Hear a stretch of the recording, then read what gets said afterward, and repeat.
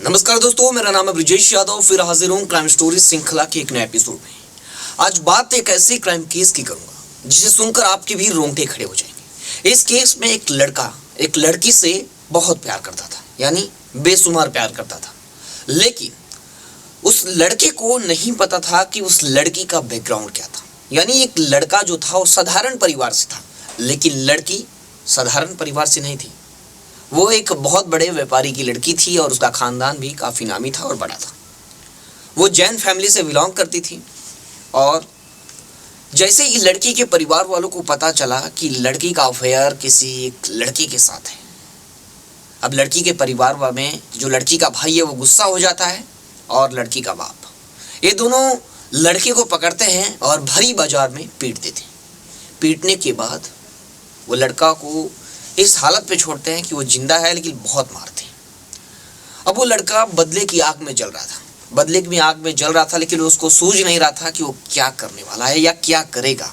वो बदला लेने के लिए क्या करेगा और अपने प्यार को पाने के लिए क्या करेगा। अब वो अपने जहन की जो बातें हैं, जो उसके मन में चल रही है, वो सारी बातें और ये पूरी घटना को अपने दादा को अपने घर जाकर विस्तृत तरीके से बताता है। अब दादा ने जो उसे बताया वो काफ़ी खौफनाक था और उसकी पूरी लाइफ उसके दादा की एक सलाह ने बदल दिया। यानी उसके दादा ने जो उसे सलाह दी उसे उसको जुर्म के रास्ते पर ढकेल दिया। यानी एक दादा ने अपने खुद के पोते को जुर्म के रास्ते पर ढकेल दिया। आइए ये खौफनाक कहानी और एक मर्डर मिस्ट्री आपको सिलसिलेवार तरीके से एक्सप्लेन करता हूँ। मुझे आशा है कि ये कहानी आप लोगों को पसंद आएगी।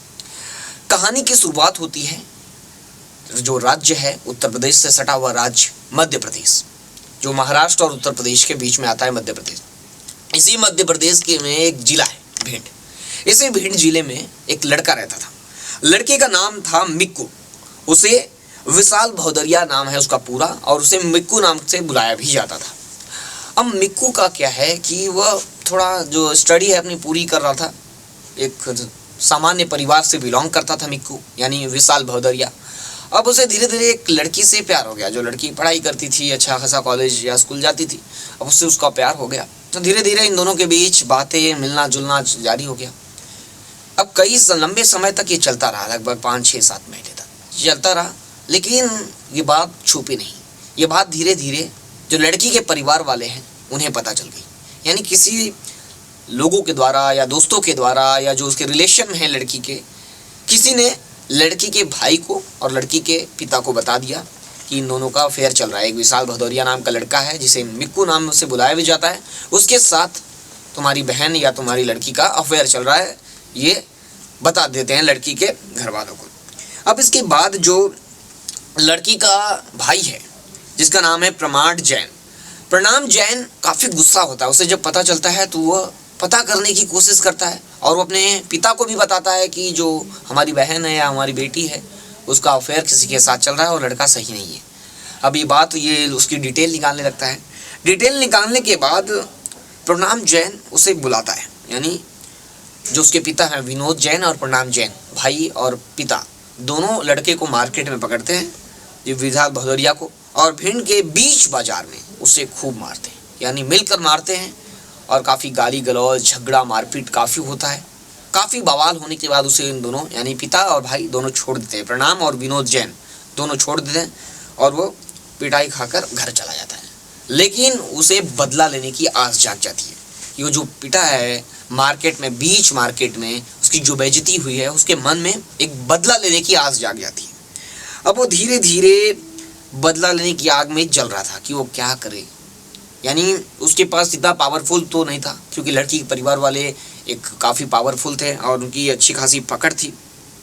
अब धीरे धीरे ये बात उसके मन में चुभने लगी, तो उसने अपने दादा को बताया ये पूरी कहानी। जो उसके दादा हैं, उसके दादा का नाम है, आपको बता दे, उसके दादा का नाम ब्रजनारायण भदौरिया है। ब्रजनारायण भदौरिया को जब पूरी कहानी बताया तो उन्होंने एक सलाह दी, यानी अपने पोते को सलाह दी। ब्रजनारायण ने अपने पोते को बदला लेने के लिए उकसाया। यानी उसने पहले बताया कि उसे छोड़ेंगे नहीं। यानी जो उसके दादा हैं ब्रजनारायण भदौरिया, उन्होंने पूरे उसको एकदम बोल कर उसे उकसा दिया कि हम उनसे बदला लेंगे। और बदला लेने के लिए उसने एक सातिर बदमाश है, उसके दादा एक सातिर बदमाश का नाम बताया। सातिर बदमाश का नाम तेज सिंह है। तेज सिंह का नाम बताया और उससे मुलाकात करवाई कि तेज सिंह के साथ मिलकर, जो बदमाश है उसके साथ मिलकर हम बदला लेंगे। अब तेज सिंह से मिलने पहुंच गया, यानी जो विशाल भदौरिया है उसे बदला लेना था, वो बदले की आग में जल रहा था और उसके दादा भी उत्साहित थे, साथ थे। तो उसका जो हौसला था बुलंद था बहुत, बदला लेने के लिए और अपना प्यार पाने के लिए। तो उसने क्या किया, विशाल भदौरिया गया तेज सिंह से और अपने दादा के साथ गया और तेज सिंह ने कहा कि हमें बदला लेने के लिए किसी और का साथ चाहिए होगा और वो साथ देने में तुम्हारे दोस्त सबसे अच्छा रोल निभा सकते हैं, यानी विशाल भदौरिया को अपने दोस्त का सहारा लेना पड़ेगा। ये तेज सिंह ने कहा कि हमें किसी और की भी जरूरत पड़ेगी। तब जो भदौरिया है वो अपने जो दोस्त है, एक दोस्त है उसका जो गुजरात में रहकर काम करता है, जिसका नाम है भोला भदौरिया। भोला भदौरिया को भी ये लोग ने गुजरात से बुला लिया, यानी विशाल भदौरिया ने अपना दोस्त भोला भदौरिया को गुजरात से बुला लिया कि अर्जेंट काम है उसने। फिर जो भोला भदौरिया वो भी गुजरात से चल कर आ गया। आने के बाद इन लोगों ने मीटिंग किया, यानी तेज सिंह, विशाल भदौरिया, भोला भदौरिया, इन तीनों लोगों ने मिलकर एक मीटिंग किया। मीटिंग में तय किया कि उसे मारना कैसे है। मारने के लिए अब इन लोगों ने, ये समय था दिसंबर का, 23 दिसंबर यानी 2023, यानी इस साल से पहले। उस समय वो दिसंबर के महीने में इन लोगों ने प्लान किया, तेज सिंह, विशाल और भोला ने। और मीटिंग के तहत एक होटल है भिंड में, एक होटल पन्ना है और इसी होटल पन्ना में जो प्रणाम जैन है, लड़की का भाई, वो रहता है तीसरी चौथी मंजिल पर। अब इन लोगों ने वहाँ पर रूम बुक करने का डिसाइड किया। मीटिंग के तहत इन लोगों ने कहा कि उस होटल के सामने वाले कमरे में हम अपना रूम बुक करेंगे और वहाँ पर घटना को अंजाम देंगे। अब आगे की प्लानिंग क्या है आपको बताते हैं। अब ये लोग रूम बुक करने जाते हैं। रूम बुक करने जाते हैं, होटल का रूम नंबर 301 के सामने रहता था प्रणाम जैन। अब 301 का जो रूम बुक करना चाहते थे वो रूम ये लोग बुक नहीं कर पाते हैं क्योंकि वो पहले से ही बुक था। और आपको बता दें ये चौथी मंजिल पर स्थित था, जहाँ विशाल यानी प्रणाम जैन रहता था। वहीं पर ठीक चौथी मंजिल पर 301 नंबर का ये रूम बुक करना चाहते थे, लेकिन ये बुक करने में सफलता हासिल नहीं होती है क्योंकि वो पहले से ही किसी ने बुक किया था। अब ये लोग किसी तरह, इन लोगों को रूम मिलता है।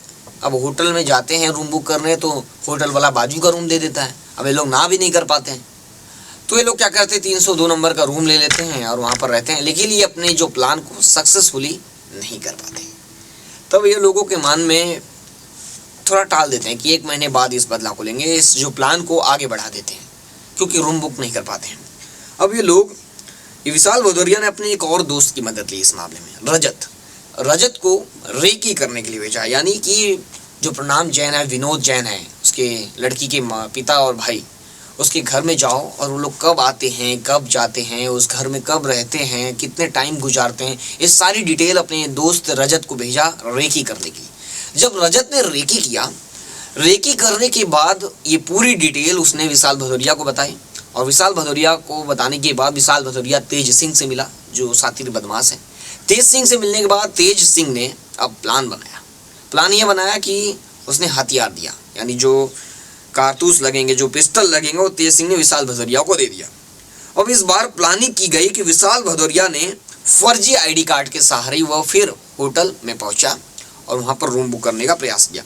7 मार्च का समय था, 7 मार्च को रूम नंबर 301 बुक कर दिया, यानी उस समय वो रूम 301 नंबर का रूम बुक करने में सफल हो गए। फिर अपने मंसूबे पर कामयाब करने के लिए, जो अपना प्लानिंग है उसको कामयाब करने के लिए इन लोगों ने, विशाल भदौरिया ने अपने दोस्त भोला के साथ मिलकर प्रणाम जैन की गोली मारकर हत्या कर दी। यानी जैसे ही वो प्रणाम जैन अपने घर से बाहर निकलता है और 301 नंबर के कमरे में सामने खड़े होते हैं पिस्तौल लेकर, जैसे ही वो दरवाजा खोलता है, अंधाधुन एक के बाद एक 5 बार गोलियां मारते हैं और उसकी मौके पर ही मौत हो जाती है। और जैसे ही हड़कंप मचता है, यानी गोली चलने की आवाज़ आती है, उसके घर में उसके पिता विनोद जैन, जो बाकी के सदस्य थे, वो भी निकलते हैं और ये दोनों होटल की खिड़की कूदकर भागने में सफल हो जाते हैं। होटल की खिड़की भागते हैं, फिर जो मौके पर जो लोग थे वो तुरंत पुलिस को सूचना देते हैं। होटल के स्टाफ मौके पर पहुंचते हैं और पुलिस को बुलाते हैं। मौके पर पुलिस की पूरी टीम पहुंचती है और पूरी टीम जो थे भिंड के एसपी असित यादव ने टीम गठन किया और इस मामले की छानबीन करने लगे। आपको बता दें, इस मामले के बाद जो मार्केट है भिंड की वो बंद रखी गई, क्योंकि एक व्यापारी के ऊपर, यानी ये दोनों व्यापारी थे जैन, अब इन दोनों के ऊपर अचानक एक होटल में हमला होना व्यापारियों के लिए एक बहुत बड़े खतरे की बात थी। इसके चलते सारे व्यापारियों ने एक दिन के लिए भिंड बाजार भी बंद रखा कि पुलिस अगर कार्रवाई नहीं करेगी तो ये बंद आगे भी बढ़ाएंगे। और पुलिस इस केस में एक्शन में आ गई, कई टीमों का गठन किया और मुखबिरों को एक्टिव की, सीसीटीवी तक चेक की। हर जगह पुलिस की कई टीमें छापे मार रही थी, खंगाल रही थी सीसीटीवी जगह जगह।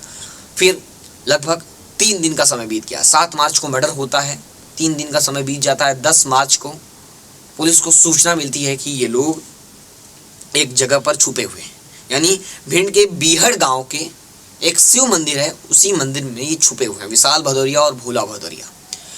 अब इन दोनों छुपे हुए, इन दोनों की सूचना मिलती है कि इन्हीं दोनों ने मर्डर किया है।